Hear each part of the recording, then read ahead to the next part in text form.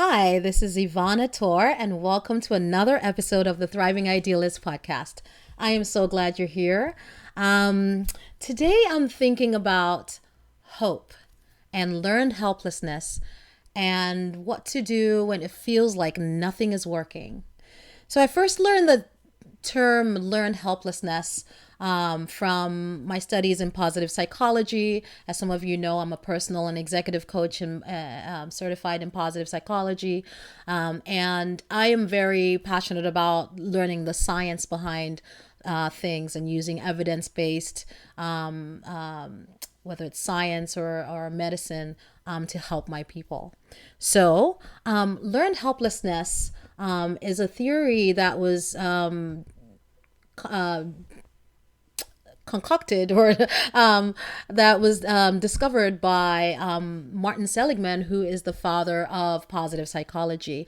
It's a psychological phenomenon that happens when someone feels like they cannot avoid bad things happening in the future. So usually it happens when a series of bad things, quote unquote bad things, have happened over and over again, and after a while the person feels powerlessness, feels like they're powerless to change the situation from happening. And even if they can escape, they just don't.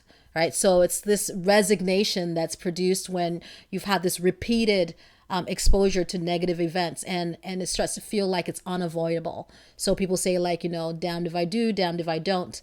It's like, you feel like you cannot change the course of events, that no matter what you do, nothing's working.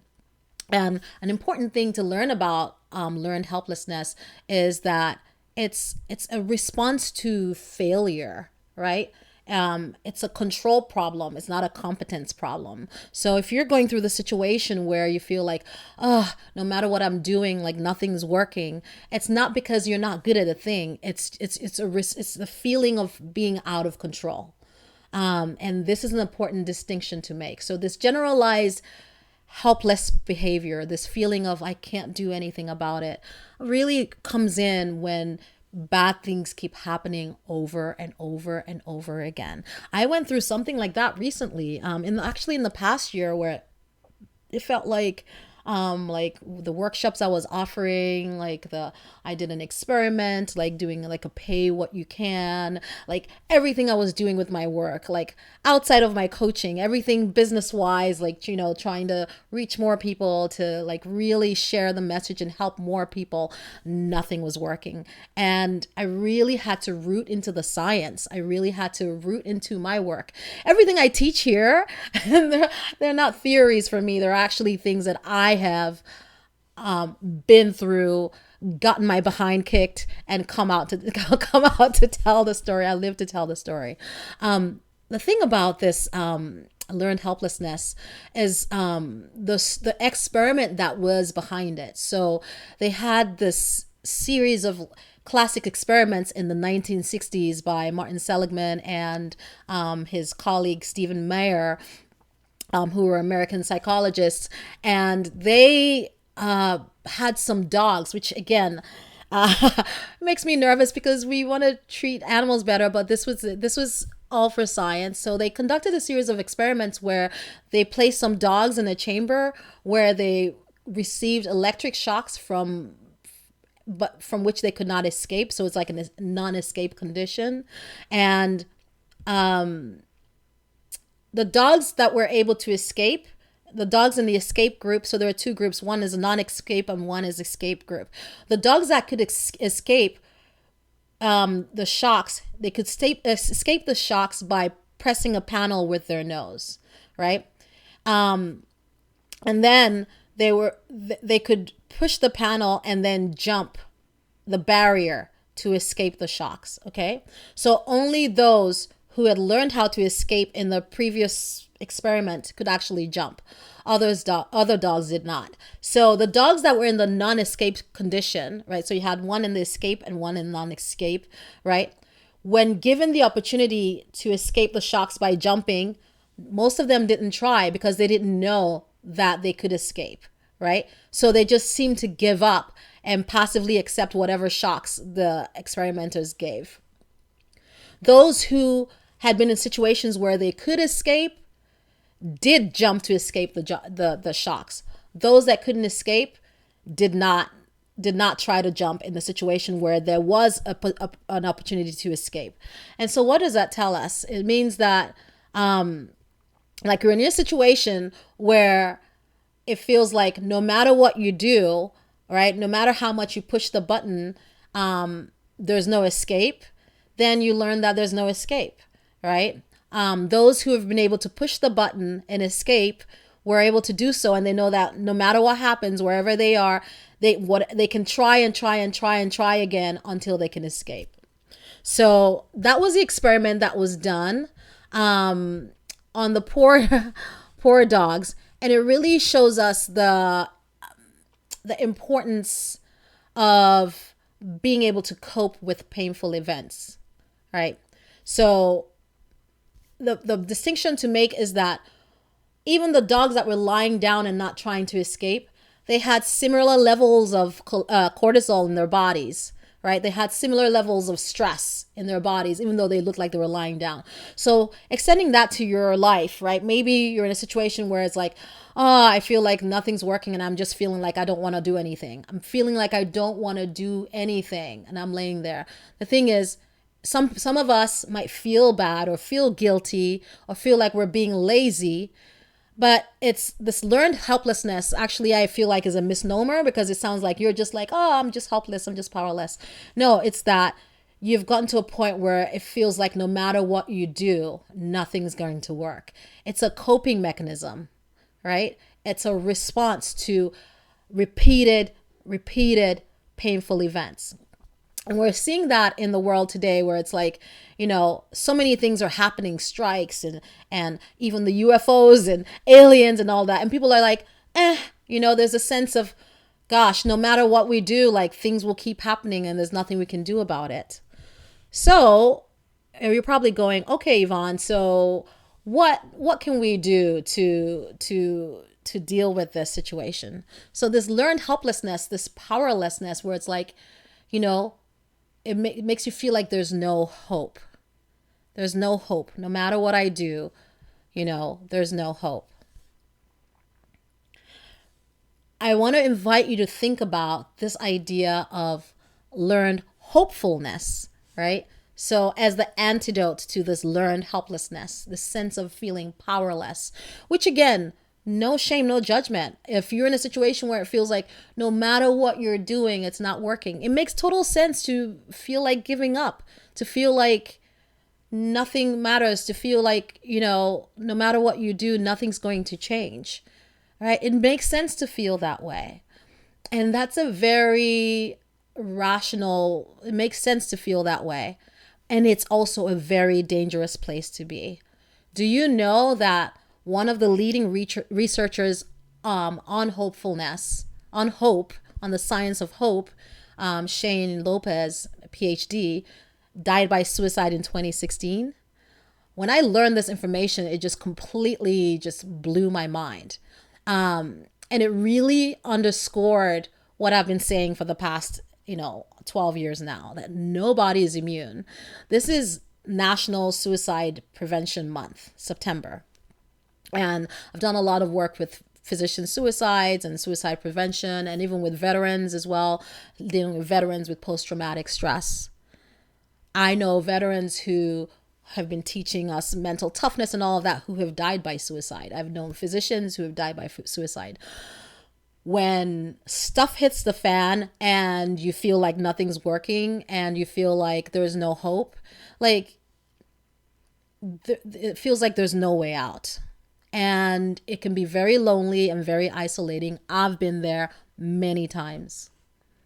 Nobody is immune, which is why it's really important to do this work of doing whatever it takes to come out of that space of learned helplessness or prevent the space of learned helplessness. And to do that, I invite you to think about learned hopefulness, right? And so I was talking to a client the other day, and she was having a conversation with a colleague, and she said, and the colleague was on the way to doing some really dramatic things to solve a problem that really was actually in the, could be harmful. And he said that, hope is not a strategy, is what he said. And as I was coaching my client, I said, actually, hope is the strategy. Because when you think about hope, and again, the science of hope, me being a technician, I'm going to break it down for you, right? Hope is made of three parts. You have the goal for which you're shooting for, which is, the target, the whole, whether it's coming out of debt, or paying rent on time, or getting married, or recovering from an illness, right? That hope is, so that thing you're hoping for is the goal.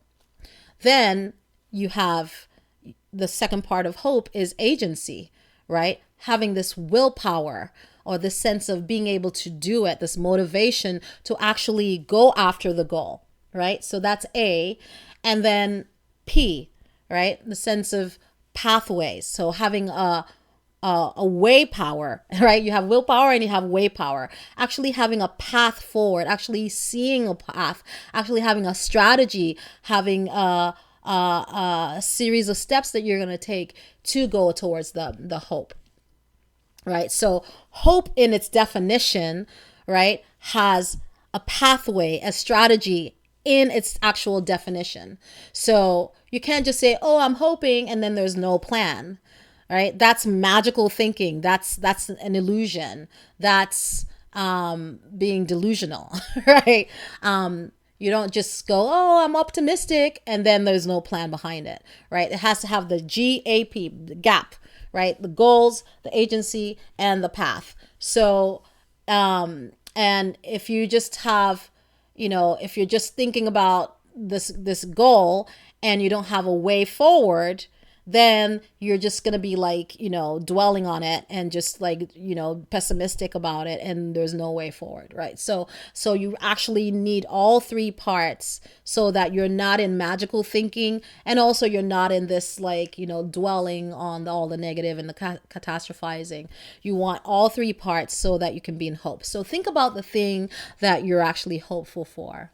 Right. For me, it's always being able to reach more people, be more of service. And, how can I see I have the willpower? My struggle is always the way power.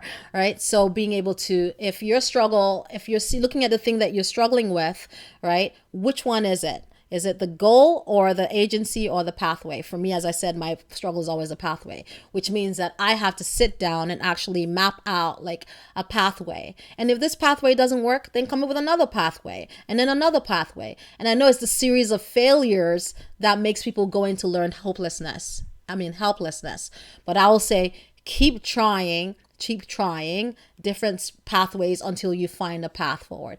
Or it could be that the goal actually needs to be adjusted, right? So maybe you're not clear about the goal, or maybe you need to refine the goal so that you can have that hope again, right? And so being able to adjust the goal, maybe it was like too much of a maybe it's too far up.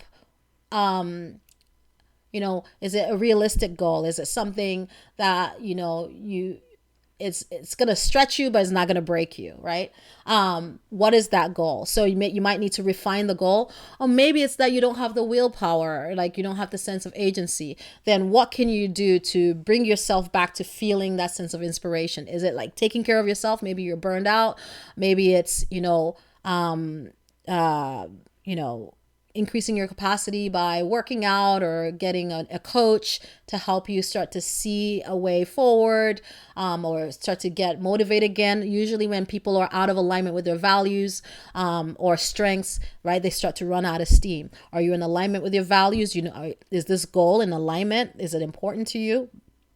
Are you able to use your strengths to show up in a way that's important to you, right? So being able to clarify the goal, have it be something that you can really go for, you can hope towards, right? Where it stretches you but doesn't break you. And then, do you have the willpower for it? Are you motivated? Do you have that sense of agency and oomph towards doing it? And your path forward? Do you have a strategy? Have you put pen to paper to figure it out? Do you know what will happen? Do you know what you'll do when the obstacles show up, right? Do you have a strategy for dealing with the obstacles? So, right, when you're feeling that sense of learned helplessness, you don't want to judge yourself for it, right? A lot of us judge ourselves when we're in that state, like I was, not so long ago, right? And I was like, oh my gosh, like, am I even called to do this? Because like I'm feeling this sense of despair because nothing's working, right?